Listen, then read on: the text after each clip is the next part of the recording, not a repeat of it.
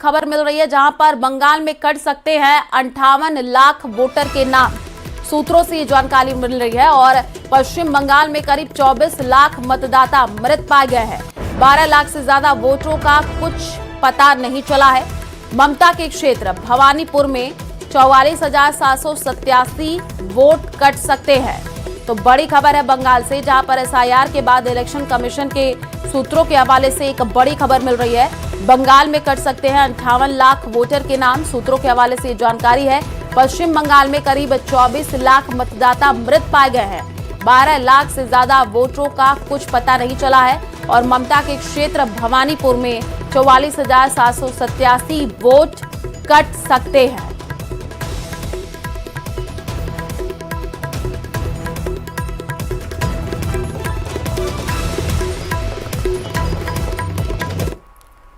पश्चिम बंगाल में एसआईआर को लेकर के सियासी टकराव लगातार बढ़ता जा रहा है। ममता बनर्जी ने एसआईआर और एनआरसी को लेकर के बीजेपी पर तीखा हमला बोला। उन्होंने एक रैली में पश्चिम बंगाल की महिलाओं से एसआईआर के खिलाफ लड़ने की अपील की और इस दौरान उन्होंने गृह मंत्री अमित शाह पर भी आपत्तिजनक टिप्पणी कर दी। एक चोखे तार दुर्योधन और एक चोखे तार दुःशासन।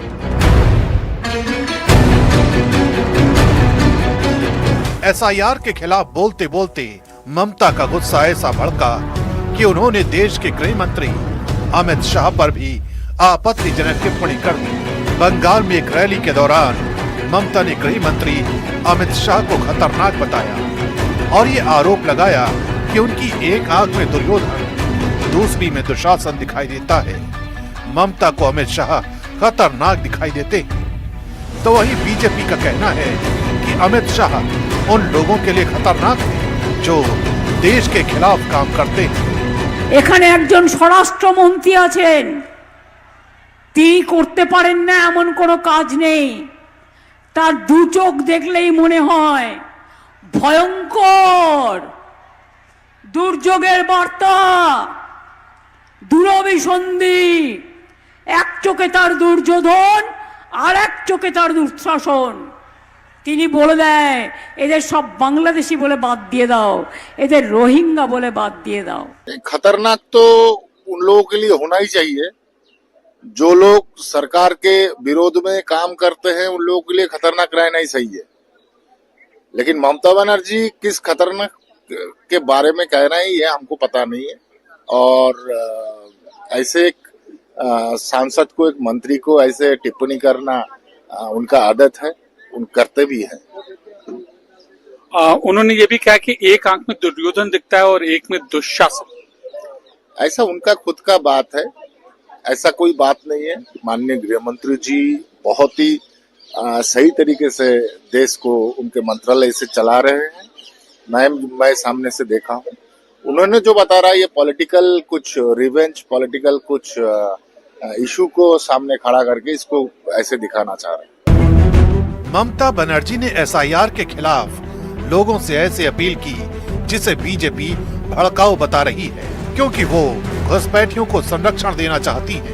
কি মা বোনেরা, নাম কাটলে বাড়িতে সব জিনিসপত্র আছে তো, যেগুলো দিয়ে রান্না করেন আছে তো, প্রাণে শক্তি আছে, নাম কাটলে ধরবেন তো, ছেড়ে দেবেন না তো।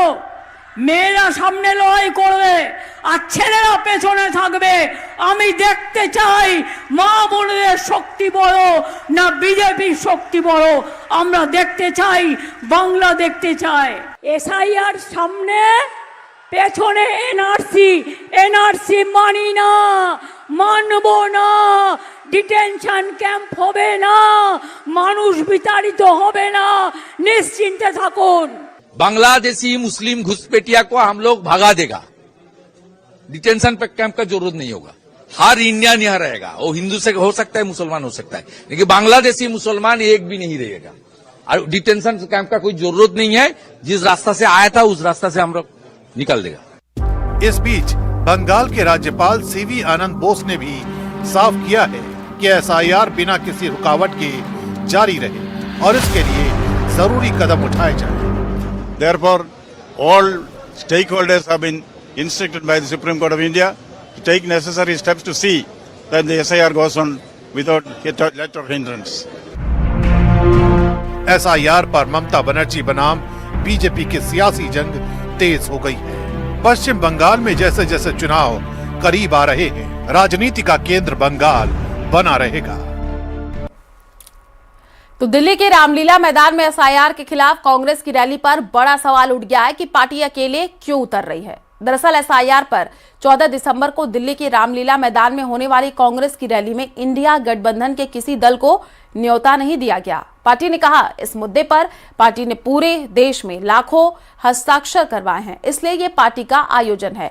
अब सवाल ये है कि क्या वाकई कांग्रेस सहयोगी दलों को नहीं बुलाना चाहती है या ममता सहित कई अन्य दलों के इनकार की आशंका ने कांग्रेस को अपने पैर पीछे खींचने पर मजबूर कर दिया।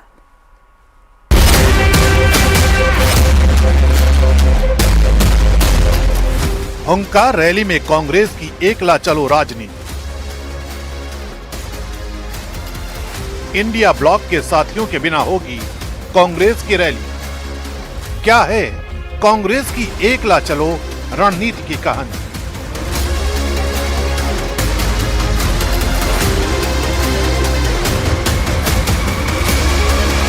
चौदह दिसंबर को एसआईआर के खिलाफ होने वाली हुंकार रैली में कांग्रेस ने साफ कर दिया है कि वो अकेले मैदान में उतरेगी। इंडिया गठबंधन के किसी भी दल को न्योता न भेजना राजनीतिक गलियारों में चर्चा की वजह बन गया, जबकि संसद के भीतर और बाहर राहुल गांधी इसी मुद्दे पर विपक्षी एकता की अगुवाई करते दिखे। उसी संघर्ष की रैली से सहयोगियों को बाहर रखना कई सवाल खड़े कर रहा है। दूसरी राय ये थी कि विपक्षी एकजुटता के संदेश के लिए सभी दलों की मौजूदगी जरूरी है। मंथन के बाद फैसला कांग्रेस के एकला चलो पर ही टिक गया। कथित वोट चोरी के मुद्दे पर इंडिया गठबंधन के नेता न सिर्फ संसद में राहुल गांधी के साथ दिखे, बल्कि इसी मुद्दे पर उनके घर हुए प्रेजेंटेशन और उसके बाद डिनर के लिए भी पहुंचे थे। लेकिन हुंकार रैली में तस्वीर इससे अलग रहने वाली है। हमने ये घोषित किया है कांग्रेस की, और इसमें एजेंडा है देश के लोकतंत्र की रक्षा, संविधान की हिफाजत। अगर इलेक्शन प्रोसेस वही करप्ट हो जाए, लोकतंत्र की जो बुनियाद है, जो आत्मा है, वो है एक निष्पक्ष चुनाव प्रणाली में पूरी तरह से पारदर्शिता। कांग्रेसी रणनीतिकारों की सबसे बड़ी चिंता ये थी कि सभी सहयोगी दल एक मंच पर आएंगे भी या नहीं। खासकर तृणमूल कांग्रेस को लेकर संशय गहरा रहा था। संसद सत्र के दौरान दोनों दल शायद ही किसी मुद्दे पर एक स्वर में दिखाई दिए। कांग्रेस नेताओं को इस बात की भनक लग गई थी कि अगर वो इंडिया गठबंधन के नेताओं को निमंत्रण देते हैं तो शीर्ष नेतृत्व मसलन अखिलेश यादव, शरद पवार और ममता बनर्जी नहीं पहुंचेंगे और दूसरी पंक्ति के नेताओं को भेज देंगे। एक ये भी वजह रही कि कांग्रेस ने एकला चलो का फैसला लिया। जहां तक आम आदमी पार्टी का स्टैंड है, हमने बहुत साफ कहा है, हम इंडिया गठबंधन का हिस्सा नहीं है। लेकिन विपक्षी दलों की तरफ से, जिसमें इंडिया गठबंधन के बाहर के भी दल हैं, विपक्षी दलों की तरफ से अगर कोई सामूहिक आंदोलन सदन में या सड़क पर, सड़क के बारे में फैसला पार्टी करेगी, लेकिन सदन में अगर उसको लेकर कोई आवाज उठाई जाएगी तो हम एसआईआर के मुद्दे पे साथ हैं। लोकसभा चुनाव में कांग्रेस के 99 सीटों तक पहुंचने के बाद राहुल गांधी की भूमिका को लेकर कई दल पहले की तुलना में नरम दिखे थे, लेकिन उसके बाद हुए राज्य चुनावों में पार्टी की कमजोर प्रदर्शन ने कांग्रेस की राजनीतिक हैसियत को फिर से सवालों में ला दिया। यही वजह है कि कई सहयोगी दल अब बड़े विपक्षी आयोजनों में कांग्रेस के साथ खड़े होने से पहले 2 बार सोचने लगे हैं। इन्हीं हालात ने कांग्रेस की रैली को अपनी शक्ति प्रदर्शन की तरह पेश करने की दिशा में धकेला है। और यूपी में सीएम योगी के कड़े निर्देश के बाद पुलिस की वेरिफिकेशन ड्राइव लगातार झुग्गी बस्तियों में चल रही है, जिसके बाद लखनऊ में इसका असर भी दिखा, जहां अवैध बांग्लादेशी घुसपैठी और रोहिंग्या वहां से भाग रहे हैं। मेरठ, कानपुर में भी पुलिस लगातार ऐसे लोगों के खिलाफ छानबीन में जुटी है। ये रिपोर्ट देखिए।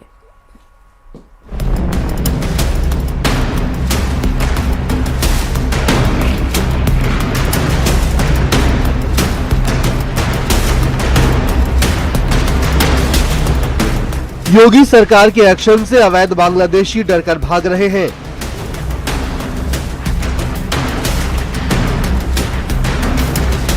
हाल ही में पुलिस ने बांग्लादेशी घुसपैठियों और रोहिंग्याओं की पहचान के लिए लखनऊ के डालीबाग इलाके में झुग्गी झोपड़ी में दस्तावेजों की पहचान की थी।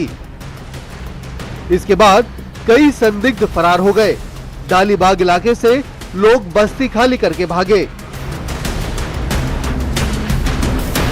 हम इस वक्त डालीबाग की जो बस्ती में मौजूद है वहां पर आपको दिखाते हैं कि यहाँ पर बड़ी जो बस्ती थी यहाँ पर थी और कई सारे लोग यहाँ पर रह रहे थे। अभी कुछ दिनों पहले ही यहाँ पर अभियान चलाया गया था जिसमें जो लोग यहाँ रह रहे थे उनके दस्तावेजों का सत्यापन किया गया, उनकी जांच की गई, जिसके बाद में कई सारे लोग इस बस्ती को छोड़कर जा चुके हैं।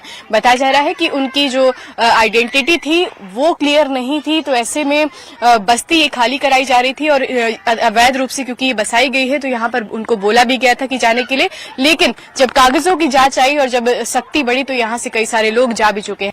पुलिस की चेकिंग के दौरान पता चला कि यहाँ पर एक झुग्गी में अवैध मदरसा भी चल रहा है। मदरसे में कई धार्मिक किताबें झोपड़ी में मिली हैं और अटेंडेंस रजिस्टर भी मिले हैं। कई सारी किताबें यहाँ पर रखी हुई हैं जिनमें ज्यादातर में सभी में उर्दू में लिखा हुआ है और कई सारी चीजें ऐसी रखी हैं जो कि धार्मिक चीजों से जुड़ी हुई पता चलती हैं। यहाँ पर ये सामान आप देख रहे हैं कि यहाँ पर किताबें रखी हुई हैं, कई सारे बैग्स हैं। यहाँ पर आप इधर राइट हैंड साइड पे देखेंगे एक व्हाइट बोर्ड है और इसी तरह से यहाँ इस झोपड़ी की बात करें तो यहाँ कई सारा सामान है कि ये माला देखेंगे आप और इस तरह से कुछ किताबें और नोटबुक्स हैं जिसमें यहाँ पर नाम भी लिखे हुए हैं। आपको यहाँ पर नाम बताते हैं, यहाँ पर कई सारे नाम लिखे हुए हैं। ये एक अटेंडेंस रजिस्टर जैसा पता चलता है। यहाँ पर मेरठ में भी ऑपरेशन घुसपैठिया चलाया जा रहा है। ड्रोन से भी घुसपैठियों पर नजर रखी जा रही है। मेरठ पुलिस अभी तक 6,500 से ज्यादा घुसपैठियों के बारे में जानकारी इकट्ठा कर चुकी है। जो लोग प्रदेश के बाहर से आए हैं सर्वप्रथम उनको चेक किया जा रहा है और ऐसे करीब 6,500 लोगों को चेक करके उनके आईडी अभी तक पुलिस ने लिए हैं। इनको जो उनके मूल जनपद के निवास हैं वहां पर प्रेषित किया गया है पुलिस को और वहां से सूचना मांगी गई है। सत्यापित होने के पश्चात जो सूचना आएगी उसके आधार पर इसमें अग्रिम कार्रवाई की जाएगी। कानपुर में भी विशेष अभियान चलाया जा रहा है। इसके लिए पुलिस की स्पेशल टीमें बनाई गई हैं, जो झुग्गी बस्तियों में जाकर बांग्लादेशी घुसपैठियों रोहिंग्याओं की तलाश में चेकिंग कर रही है। खुद पुलिस कमिश्नर ने अवैध रूप से बसी बस्तियों में जाकर वेरिफिकेशन किया। झारखंड में, वेस्ट बंगाल और असम में भेजी थी। हमारी टीमों ने वहां की पुलिस के सहयोग से वेरिफिकेशन का ड्राइव चलाया है और मैक्सिमम जो हमारे यहाँ से जिन लोगों का हम लोग सूची लेके गए थे उनके सत्यापन जो आइडेंटिटी कार्ड थे तो काफी का सत्यापन हो चुका है और टीमें जैसे ही वापस आ जाएंगे तो उनकी जो फाइंडिंग्स हैं उसको आपके साथ साझा करेंगे। कानपुर के थाना कल्याणपुर इलाके इंदिरानगर में बनी दर्जनों झुग्गियों में यह अभियान चलाया गया। अब तक 1100 से ज्यादा संदिग्धों की पहचान हुई है। करीब 250 लोगों की नागरिकता कंफर्म करने के लिए 4 राज्यों में टीमें भेजी गई हैं। मुख्यमंत्री के आदेश के बाद रोहिंग्या और बांग्लादेशियों के खिलाफ एक अभियान की शुरुआत हुई जो संदिग्ध है और ऐसे में न्यूज 18 टीम कानपुर के एक ऐसी बस्ती में ज्यादा कैमरे की नजर आ रही है। यहाँ रोहिंग्या और बांग्लादेशियों की एक लंबी फेरिस्त है। हालांकि आधार कार्ड जिनके पुलिस चेक कर रही है। आप देख सकते हैं कि कानपुर के अंदर 3 टीम्स बनाई गई जो एडिशनल डीसीपी के नेतृत्व में। कानपुर में ऐसी 3 टीम्स लगातार हर बस्ती में जाकर पूछताछ करें। ऐसे 700 लोगों की एक लंबी लिस्ट को तैयार किया गया। आशीष पांडे के साथ अमित गंजू, न्यूज 18 कानपुर।